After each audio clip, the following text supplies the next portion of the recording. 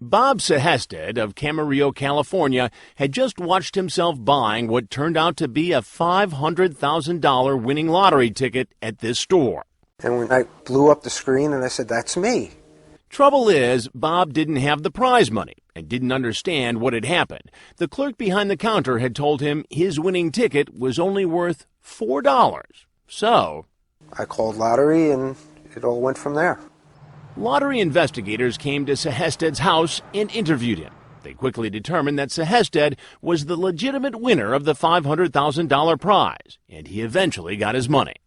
But why hadn't Bob known he'd had the winning ticket in the first place? After some more investigation, it became clear the clerk had stolen the winning ticket. Here's how he did it. When I put my ticket on the counter for him to check it, he was waiting on another customer, and he kept glancing down at my ticket. And then when he was done with that customer, for some reason, he went into the back room. Then he came back, and then he checked my ticket and told me it was $4. Apparently, the clerk knew he was looking at the winning numbers. So I guess since he knew that the store had the $500,000 winner, he knew what numbers he was looking for.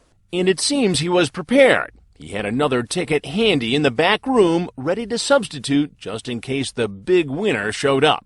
That substitute ticket was for a mere $4 winner, the ultimate switcheroo. Lottery investigators became suspicious when the clerk tried to cash the $500,000 ticket.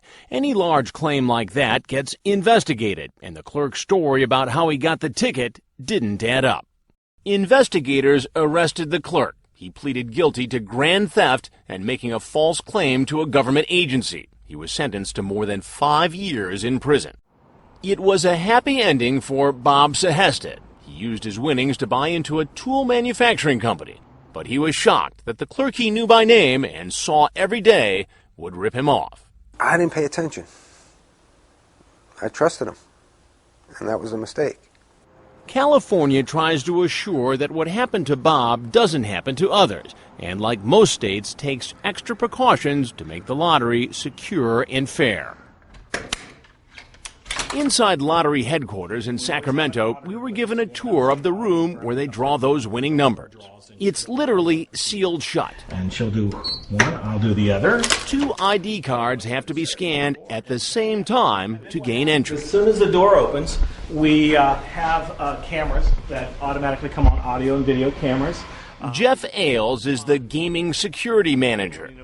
Why do you need a seal? Why not just a lock with a special key? If there's a lock and key, someone could get that key and duplicate it and go from there. The lottery's computer systems track everything from winning numbers and sales figures to where winning tickets are bought and redeemed. They even make sure those balls used to pick the lotto numbers are all exactly the same. And then every month we do a ball weigh and cleaning and measuring. And what we do is we go to the nearest thousandth of a gram. Thousandths of a gram? Yes. The diameters are constantly checked, and each ball is given the equivalent of the spot treatment. Wipe them off, we powder them and make sure that they're in good order, and then we tuck them away into their little case and have them sealed. That's a lot of levels of security. It has to be. Because if anyone thought that the integrity of the lottery was down, we could close our doors. No one would want to play our games. We want to ensure that everyone has a fair and equal chance. And with all that security, most people hope that if you're lucky enough to beat those odds and buy that winning ticket, you're going to get your money.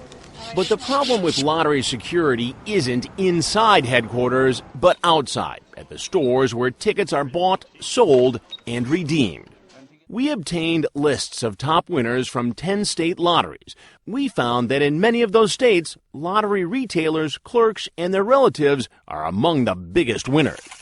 In Pennsylvania, a Philadelphia retailer cashed 18 lottery tickets in 3 months for a total of $45,000. In New Jersey, a retailer cashed 105 lottery tickets for more than $236,000.